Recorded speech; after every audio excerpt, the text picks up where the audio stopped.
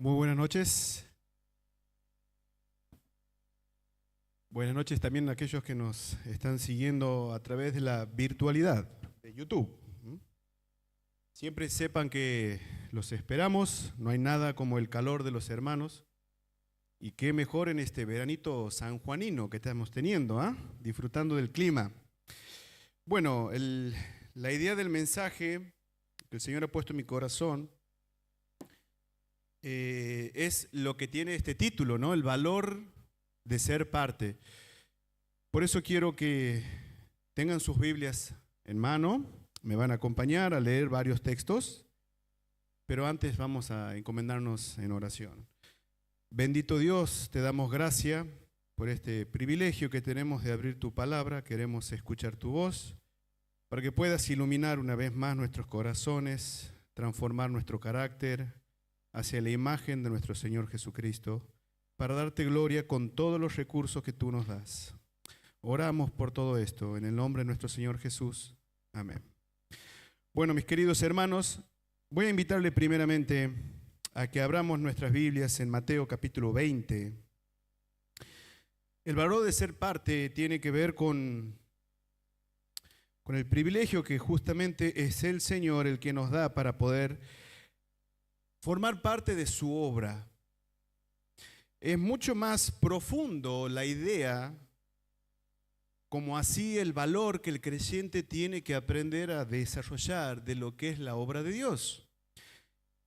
Bueno, lo que podemos ver aquí en Mateo, si ya han llegado, yo soy un poquito lento, capítulo 20, versículo 24, van a ver que uno de los discípulos, Mateo, que es el que escribe este evangelio, está hablando de una discusión común que sucedía entre los discípulos del Señor y que cada uno de nosotros no estamos exentos, ¿no? Mateo capítulo 20, el versículo 24 dice así: cuando los 10 oyeron estos, se enojaron contra los 2 hermanos. Entonces Jesús, llamándolos, dijo: ¿sabéis que los gobernantes de las naciones se enseñorean de ellas, y los que son grandes ejercen sobre ella potestad? Mas entre vosotros no será así. ¿Qué es lo que pasaba? Los 2 hermanitos eran los hijos del trueno, eran Juan y Jacobo, que habían tenido una discusión en el camino sobre que no entendían a qué se refería el reino de Dios y qué lugares iban a ocupar. Y entró la curiosidad y la necesidad de ser lugares importantes. Entonces, en esa discusión, no aguantaron más la intriga y fueron a preguntarle al Señor: ¿quién de nosotros será el primero o el mayor? No en edad, sino en relevancia. Y cuando habla de primero, siempre trato de que entendamos que Mateo escribe para el pueblo de Israel. El Señor y sus discípulos eran todos israelitas, todos eran judíos. Entonces, lo que podemos ver también es que dentro de las prácticas de los hebreos o del pueblo de Israel, estaba el orden en que se sentaban en las mesas. Los primeros eran los más importantes, ya sea en un evento, en una fiesta y mucho más en una boda. Por eso van a ver que en otros pasajes el Señor Jesús confronta a los fariseos porque diciendo: ustedes buscan los primeros lugares. ¿Pero en dónde? En los eventos. Entonces, estas palabras tienen que leerse en ese contexto, en el contexto del pueblo de Israel, de los hebreos, de sus tradiciones. Entonces, lo que estaba pasando es que estaban buscando preeminencia, primer lugar o relevancia. Pero el Señor los confrontó, pero con una lección, hablando de lo que realmente es la obra de Dios y el servicio en la obra. Mas entre vosotros, dice, no será así, sino que el que quiera hacerse grande entre vosotros será vuestro servidor. Y el que quiera ser el primero entre vosotros será vuestro siervo o esclavo. Como el Hijo del Hombre no vino para ser servido, sino para servir y para dar su vida en rescate por, amén, por muchos. Entonces, en esta confrontación del Señor Jesús con esos discípulos, valió como enseñanza para el resto. En la obra de Dios, el servir es un privilegio que requiere humildad. Ahora, qué importante, porque está marcando la idea siempre de que la preeminencia no es por un título, no es por una exposición, sino por la humildad de buscar el bien de los demás. Si tratamos de definir qué es el ministerio o el servicio, tiene que ver con que aquellas personas que sirven a Cristo buscan los beneficios, el provecho de los demás. Y ese es el problema. Lucas, cuando escribe pasajes paralelos en este relato, dice Lucas 22:27, porque ¿cuál es el mayor? ¿El que se sienta en la mesa o el que sirve? Ahí ya está poniendo otro rol, a los que están sentados o a los mayordomos. Por supuesto, el Señor contesta de acuerdo a la cultura. ¿No es el que se sienta a la mesa el más importante? Culturalmente sí. Mas yo estoy entre vosotros como el que sirve. Entonces, está poniendo toda su filosofía, su educación y su cultura de cabeza. Naturalmente, mi corazón, como el tuyo, no tienen la disposición para buscar el beneficio de los demás, porque somos egoístas, naturalmente, nacemos así. Siempre a todos los niños, y doy fe de eso, a que mis hijas he invertido mucho y sigo invirtiendo en enseñarles a compartir, porque de fábrica no les sale, ¿no? Como a todos nosotros. Ahora, culturalmente también, lo que el mundo nos enseña y predomina en su filosofía es que el que está en la mesa es más importante que aquel que sirve.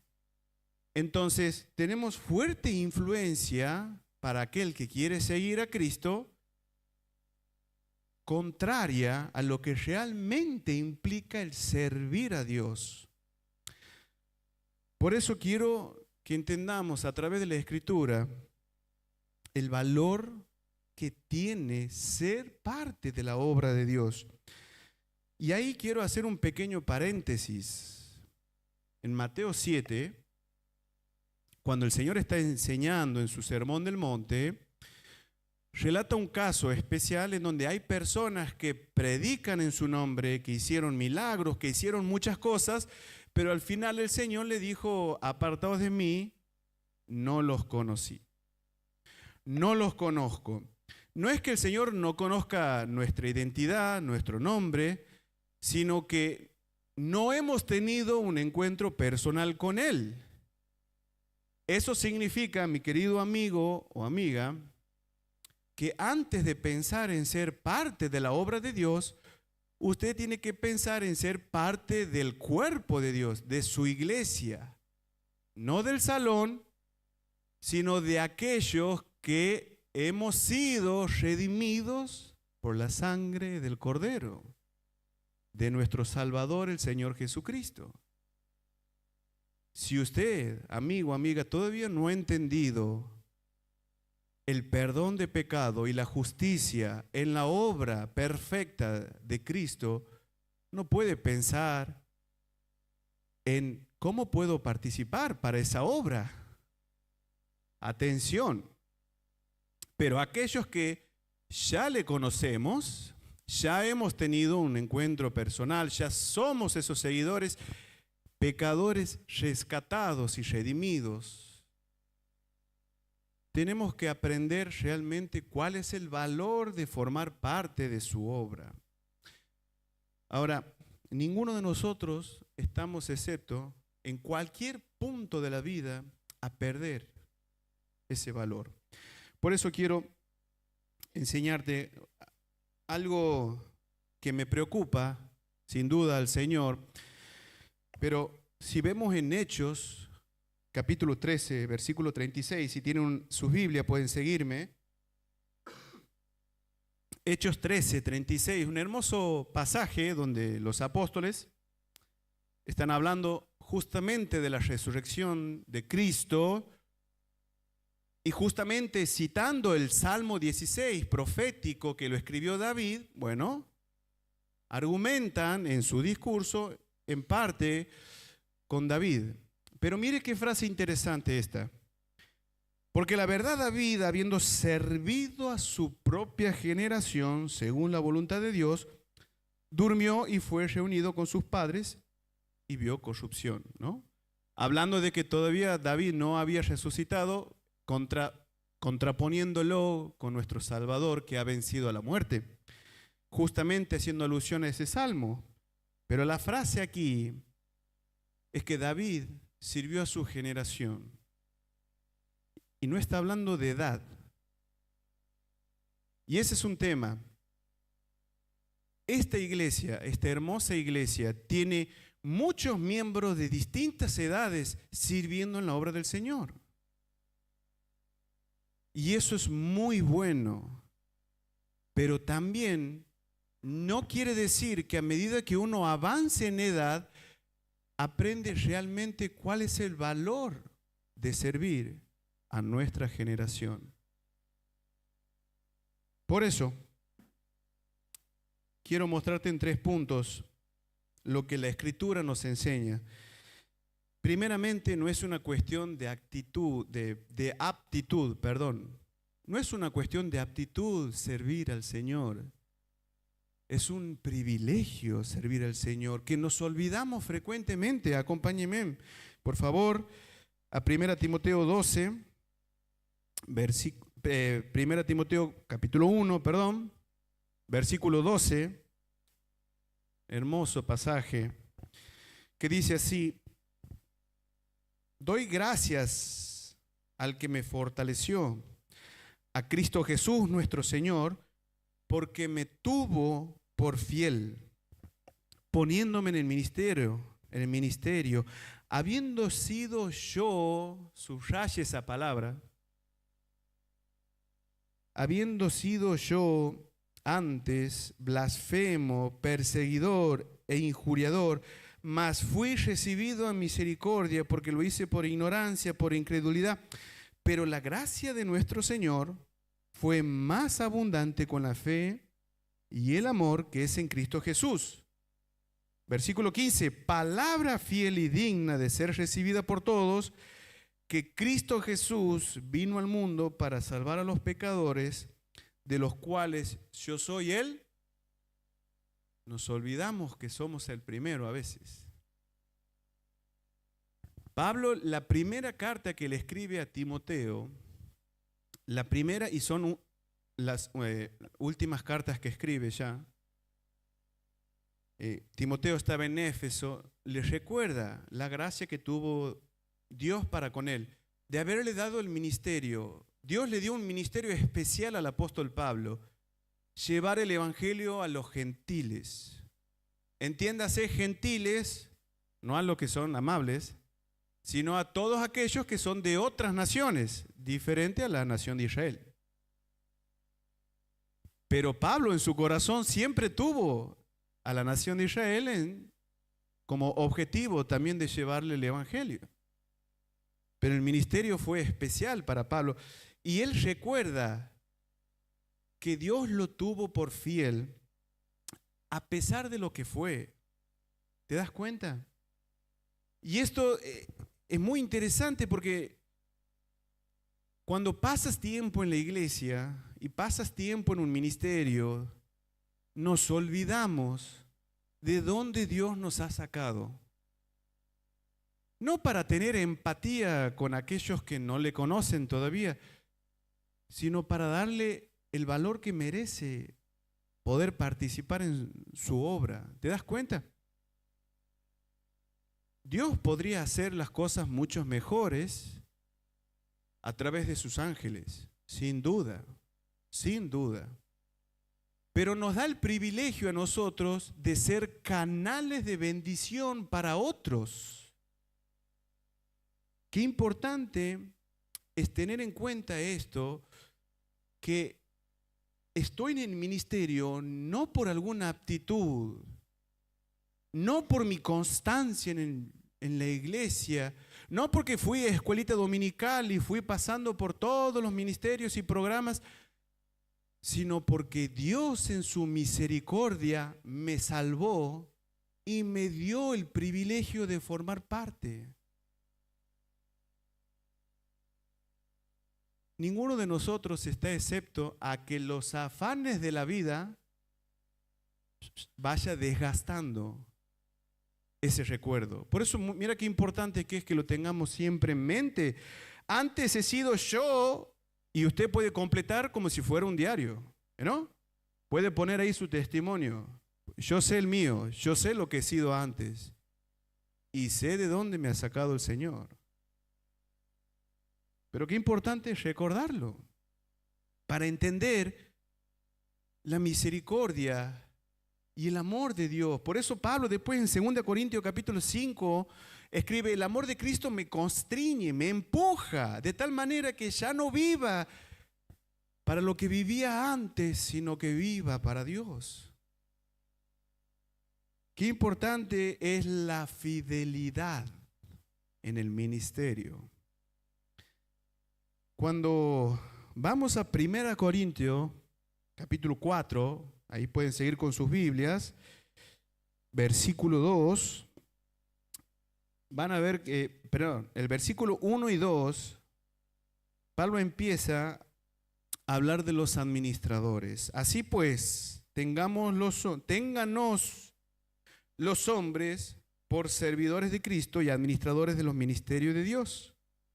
Ahora bien, se requiere que los administradores, que cada uno sea hallado fiel. ¿Por qué? Pablo era un servidor especial, era administrador de los misterios de Dios. Iba a completar la revelación que hoy lo tenemos en nuestras manos. Y le estaba nuevamente defendiendo o acreditando su ministerio delante de los hermanos de Corinto. Pero cita algo muy importante que dice: se requiere que los mayordomos sean hallados fieles. Siempre los mayordomos en casa de personas nobles y enriquecidas se los controlaba de acuerdo a un libro para ver que hayan sido fieles o confiables, sería la palabra. Y eso habla de nosotros en la obra del Señor. Si realmente nosotros podemos ser confiables para otros hermanos en la obra del Señor. Confiable con los que nos comprometemos, con lo que asumimos y con lo que proponemos. Los administradores de los recursos de Dios, talento, tiempo, dinero, deben ser hallados fieles. La fidelidad es algo clave del servidor. El problema es cuando nosotros menospreciamos la fidelidad del Señor. O pensamos que no pasa nada, son muchos los que están en el ministerio, no pasa nada si me olvido de algo, se va a entender porque tengo otros compromisos. No pasa nada si no aparezco, porque son varias personas y ya lo han hecho antes. Ese es el problema. No que seamos indispensables para la obra del Señor. El problema es que seamos infieles en la obra del Señor. ¿Te das cuenta? Aunque formemos parte de algún hermoso ministerio, podemos ser infieles con nuestros hermanos. Por eso, Hebreos 3:5, el autor dice: y Moisés, a la verdad, fue confiable, fue fiel en toda la casa de Dios como siervo para testimonio de lo que se iba a decir. Moisés fue un hombre fiel, un hombre confiable. Estoy seguro que durante esos 40 años que sufrió Moisés, se acordó de los 40 años de donde Dios lo había sacado. Hermano, hermana, los compromisos y afanes de nuestra vida muchas veces erosionan ese recuerdo en nuestra cabeza, en nuestra mente, de donde Dios nos ha sacado y nos ha traído para que le seamos útiles. Ese término útil, serle útil a Dios, lo van a ver en la Escritura, en la carta de Filemón e incluso en Timoteo, cuando le dice que hay utensilios en una casa de uso deshonroso o menos importante. Pero Dios, cuando nos trae en esta vida eterna y abundante que nos promete, también nos hace útil para servirle. Qué bendición. Saber de dónde Dios nos ha sacado y entender en dónde Dios nos ha puesto. Ahora, como segundo punto, entender ese valor del ministerio. Hay que entender que no hay situaciones ideales para servir. No sé si te suena. Voy a comprometerme en la obra del Señor, en algún ministerio, cuando me reciba. Voy a estar con el Señor cuando termine la construcción de mi terreno, de mi casa.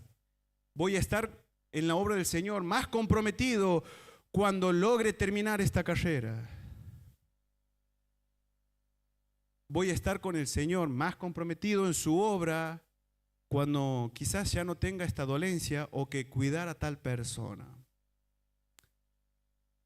Hermano, hermana, a través de la Biblia podemos ver a muchas personas que ninguno ha tenido una situación ideal para servirle a Dios. El problema es que muchas veces nosotros sí las esperamos y nos limitamos. Por eso quiero que me acompañen a Hebreos capítulo 6.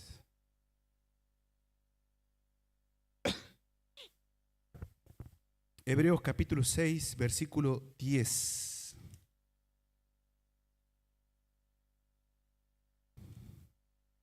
Dice la palabra del Señor: porque Dios no es injusto para olvidar vuestra obra y el trabajo de amor que habéis mostrado hacia su nombre, habiendo servido a los santos y sirviéndoles aún. Pero deseamos que cada uno de vosotros muestre la misma solicitud hasta el fin, para plena certeza de la esperanza, a fin de que no os hagáis perezosos, sino imitadores de aquellos que por la fe y la paciencia heredan las promesas. Ustedes saben que el autor de Hebreos, o para los que no saben, fue escrito a creyentes hebreos del pueblo de Israel, judíos que se habían convertido y que eran perseguidos. Estaban siendo perseguidos y despojados de todos sus bienes.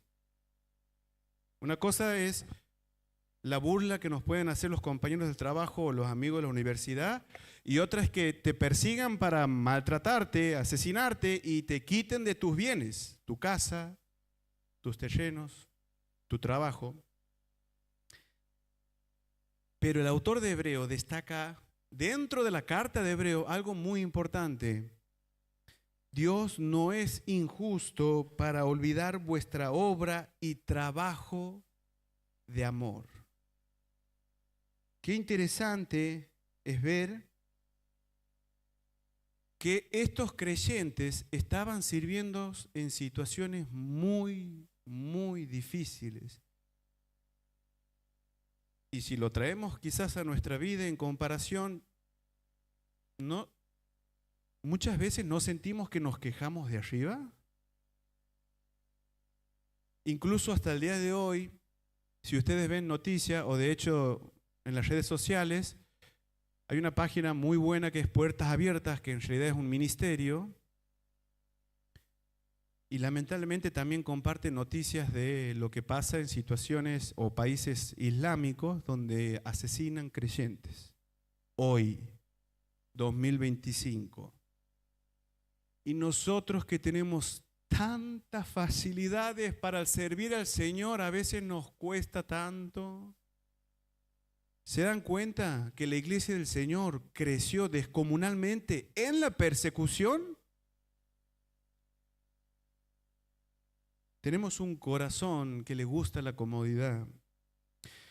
Por eso el autor destaca el amor, el trabajo de amor, no solamente en la obra, porque en los manuscritos más antiguos, el término trabajo de no está. Está obras y de amor. Y eso no solamente puede incluir acciones o el servicio para el beneficio de otros, sino también ofrendas para el beneficio de aquellos que lo estaban perdiendo todo. Lo mismo, hay un principio rector en la Biblia que se puede aplicar tanto a la ofrenda como al tiempo dedicado en el servicio. Escúcheme bien, amigo. La generosidad nunca ha sido una cuestión de bolsillo, sino de corazón. Si usted va a la Biblia y va a la historia que Jesús está sentado en una barca y empiezan a tirarle monedas y bolsas, Jesús destaca una ofrenda en particular, la de la viuda pobre. El principio rector que debe regir en nuestra vida para ver si somos generosos con el Señor no es cuánto das comparándote al que tienes al lado, sino cuánto das y con cuánto te quedas. El mismo principio que se aplica para la ofrenda lo puedes aplicar para el tiempo que le dedicas al Señor y a su obra. ¿Te das cuenta? Por supuesto, había muchos hermanos desanimados por las persecuciones y muchos hermanos de aquí de la iglesia pueden estar pasando tiempos difíciles, pruebas terribles, pueden estar dedicando tiempo a su familia y a un familiar, a una mamá, a un papá, estar al cuidado de personas, y eso también lo ve el Señor. En breves palabras, si uno ve la Biblia, la Escritura, va a notar que hay un olor más fragante de aquel que sirve en condiciones adversas que de aquel que la tiene fácil. Muchos hermanos a veces desearían estar más tiempo en la obra y están imposibilitados por una situación familiar, por una enfermedad, por un familiar. Pero su corazón está anhelando más y a veces se pueden desanimar como estos creyentes, como estos hebreos perseguidos, diciendo: la verdad que quisiera servirle al Señor con lo que tengo, pero me está costando. Nos buscan, nos maltratan. Y eso puede ser causa de desánimo. Querido hermano, hermana, más fragante es el olor de nuestro servicio cuando más difíciles tenemos las cosas en nuestras vidas y aún así estamos en la obra de Dios. Lo inverso, ¿no? ¿Qué sería? Cuando le damos tiempo, esfuerzo y dedicación a la obra del Señor de lo que nos sobra. ¿Te das cuenta? Por eso, Pablo también dice, 2 Corintios, capítulo 4, 7, 9, ¿no? Un hermoso texto que dice, pero tenemos este tesoro en vasos de barro. Está hablando del Evangelio, ¿no? De los misterios de la revelación que Pablo, el apóstol, tenía para la iglesia, de lo que iban a ser estas revelaciones, de lo que hoy es nuestra palabra, la Escritura, la Biblia. Pero dice, tenemos este tesoro en vaso de barro para que la excelencia del poder sea de Dios y no de nosotros, que estamos... Podemos contar si quieren con los dedos, ¿no? Porque Pablo en un momento lo trae como una carta de presentación. Atribulados en todo, mas no angustiados, en apuros, mas no desesperados, perseguidos, mas no desamparados, derribados, pero no destruidos. La tenemos fácil nosotros, ¿no? Aquí. No nos vayamos a otra parte del país, aquí. La tenemos fácil, a comparación del apóstol Pablo y de aquellos hermanos que hasta el día de hoy son perseguidos y sufren. Muchas veces nos adormecemos persiguiendo las realizaciones de nuestros sueños, deseos y nuestra vida terrenal y perdemos ese peso por lo eterno. Pensando esto, ¿no? Cuando tenga más tiempo, me voy a comprometer más con la obra del Señor. No hay situaciones ideales en la vida. Hay situaciones y cada uno tiene que saber administrarla de la mejor manera para la gloria del Señor. Ya sea que el Señor le haya dado mucho tiempo o poco. Lo importante no es cuánto tiene, sino qué es lo que hace con lo que tiene. Nosotros los creyentes somos expertos, casi abogados, para poner excusas sobre nuestro compromiso con la obra del Señor. ¿No? No, tengo mi familia, tengo que cuidar, tengo mi trabajo, está perfecto, tengo mi estudio, vamos, los jóvenes, fantástico, tengo que rendir. Está buenísimo, son cosas loables que el Señor nos manda a ser responsables. Ojo, no es malo, no. Pero ¿cuántas veces no lo hemos usado como una excusa para no salir de nuestra comodidad? Para no esforzarnos un poco más. ¿Te das cuenta? El servicio en la dificultad resulta siempre un olor aún más fragante que aquel que la tiene fácil. Como Esmirna, en Apocalipsis 2, capítulo 2, versículo 8, el Señor empieza a hablar a través del apóstol Juan a 7 iglesias y le habla a Esmirna: yo conozco tus obras y sé que eres pobre, pero que has guardado la fe, que has resistido, que has perseverado en la dificultad. El Señor alaba a Esmirna. Y muchas veces las facilidades de nuestras vidas nos adormecen. Qué difícil es entender el valor que tiene ser parte de la obra de Dios cuando estamos tan preocupados por nuestros proyectos personales y nuestras realizaciones, ¿no? Y por último, entender el valor de ser parte nos hace ser inconformistas. No se me confunda, hermano, hermana. No quiero decir alentemos a la queja, ¿no? Sino a la conformidad, ¿no? A que nos conformemos con este estilo de vida, a que no avancemos, a que nos acostumbremos a lo poco, a que no nos desafiemos. Quiero leer 2 pasajes para terminar, que voy a tratar de tenerlo como una figura. Quiero que me acompañen a 2 Corintios 6, ahí nomás.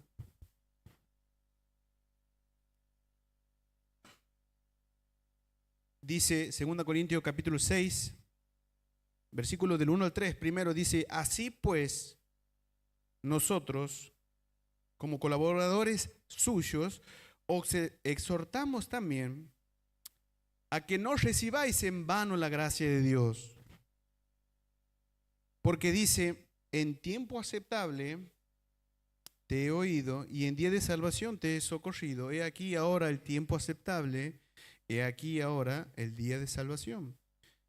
No damos a nadie ninguna ocasión de tropiezo para que nuestro ministerio no sea vituperiado. Dice el versículo 3. Pablo en su segunda carta, más tenue, más entrañable, aún así sigue defendiendo su ministerio. La idea es que aquí les vuelve a rogar a los hermanos de Corintio, exhortarles. Habían muchos que todavía desconfiaban de Pablo y de su enseñanza. Entonces Pablo le empieza a rogar diciendo, hoy es tiempo de salvación. En el capítulo 5 viene hablando del ministerio de reconciliación. Os ruego, reconciliaos con Dios, para aquellos que aún no habían creído en el Evangelio. Y en el capítulo 6 ya apunta un poco más al corazón.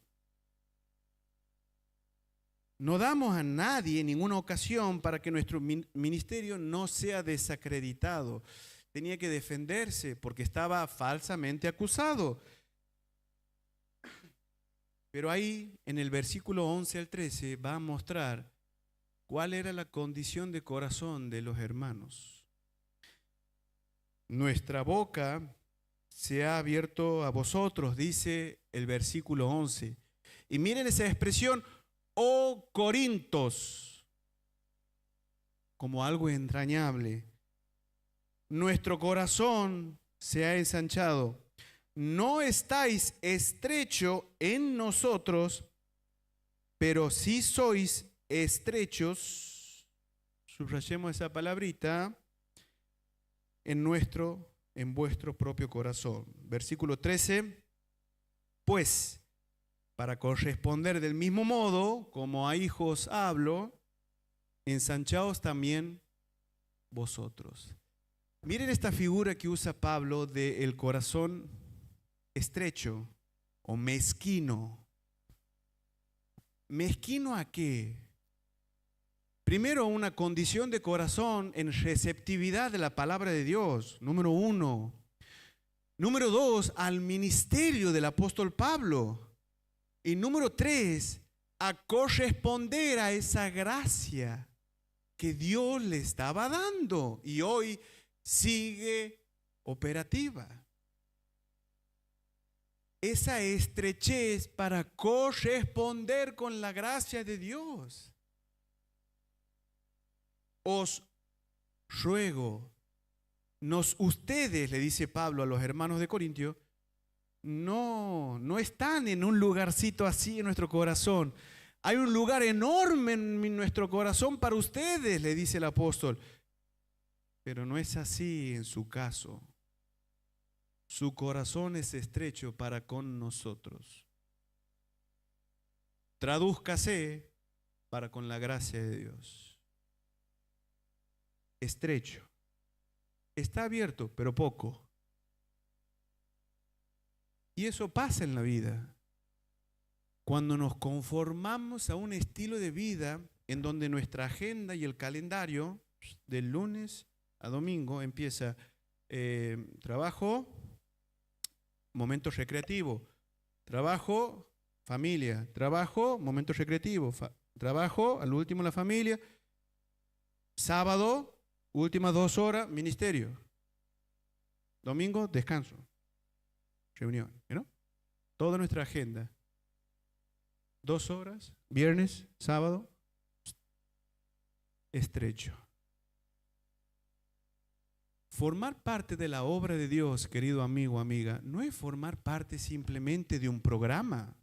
Que usted esté en JM, que estés en el Club Bíblico, que estés en la horita de Feliz del Bruno. Está buenísimo. El ministerio de Dios no se limita a 1 hora en la semana. El problema es que nuestro corazón muchas veces es estrecho para con la gracia del Señor. Por eso, del mismo modo, voy a tomar algo figurativo de un pasaje tremendo en Isaías 54, de una figura. Todos conocen Isaías 53, ¿no? O la mayoría ha escuchado cuando Dios habla del Redentor,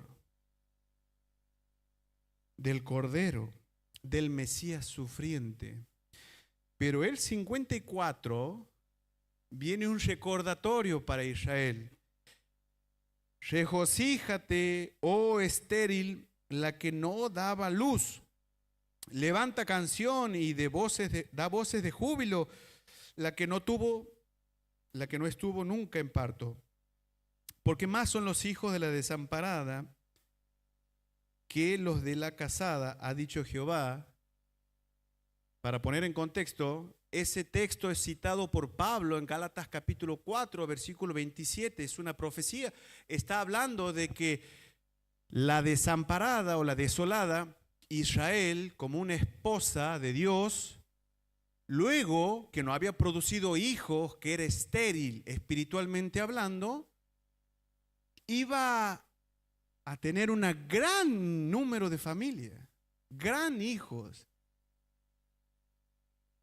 Porque iban a ser, estamos viendo versículos en el Antiguo Testamento que para el pueblo de Israel era un misterio, pero para nosotros podemos entender que está hablando ya de la adopción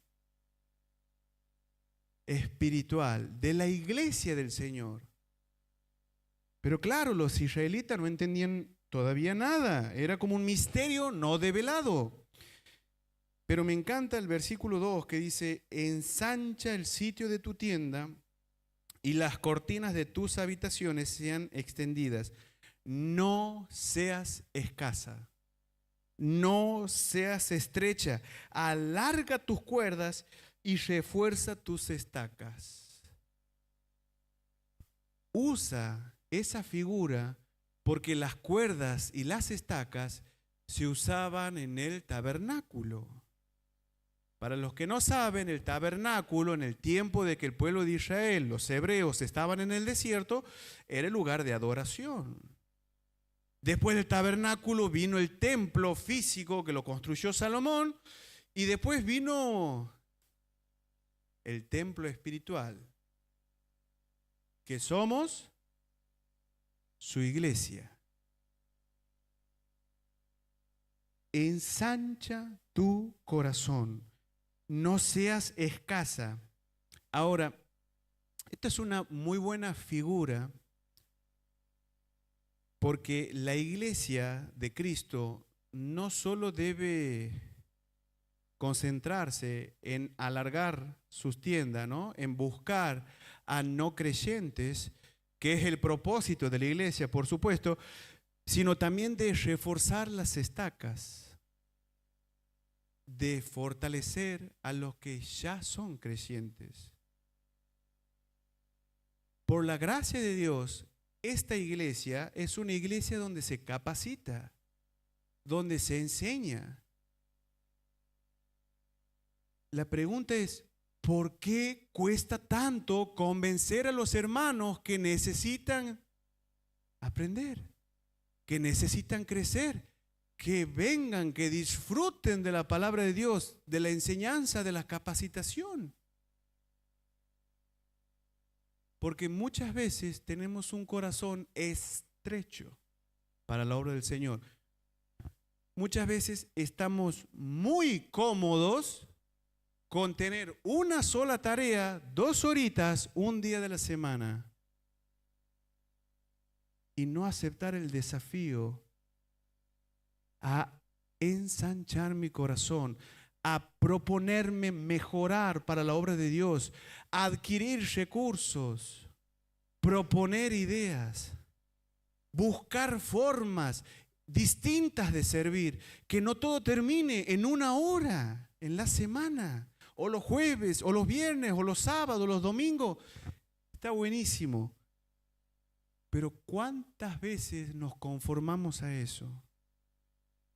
Hoy el Señor nos está desafiando. Ensancha tu corazón para con la gracia de Dios. Por eso, termino con un versículo que es uno de los preferidos de mi esposa y también de Dani. Hechos 20, 24. Pero de ninguna cosa hago caso, ni estimo preciosa mi vida para mí mismo, con tal que acabe mi carrera con gozo. ¿Cuál es tu carrera? ¿Cuál es nuestra carrera? ¿Cuál es? Y el ministerio que recibí del Señor Jesús para dar testimonio del Evangelio, de la gracia de Dios. ¿Cuál es nuestra carrera? ¿Es tu profesión? ¿Es tu trabajo? A veces algo muy loable como la maternidad o la paternidad. ¿Esa es tu carrera? ¿Cuál es? Pablo sabía que el Espíritu de Dios le decía, a donde vayas te espera tribulación y sufrimiento. Y ahí recita el 24, pero de ninguna cosa hago caso. Se refería a la advertencia. Ni estimo preciosa mi vida con tal de que acabe la carrera. El ministerio, la obra de Dios, como un estilo de vida y no como un par de horas en la semana. Dios ponga ese mismo fuego, ese mismo ardor y deseo del apóstol Pablo en nuestros corazones. Amén. Amado Dios, te damos gracias por este tiempo. Gracias por tu palabra. A ti te damos toda la gloria y la honra, Señor. Te pedimos que ensanches nuestro corazón, nuestra alma, para que podamos buscar capacitarnos, fortalecernos para tu obra, ser mejores en el uso de nuestros dones, talentos, recursos y en el aprendizaje de la manera de la que te honra, de la mejor forma para servirte, Señor. Ayúdanos, oh Dios, a que el servicio sea un estilo de vida y no un par de horas. Oramos en el nombre de nuestro Señor Jesús. Amén.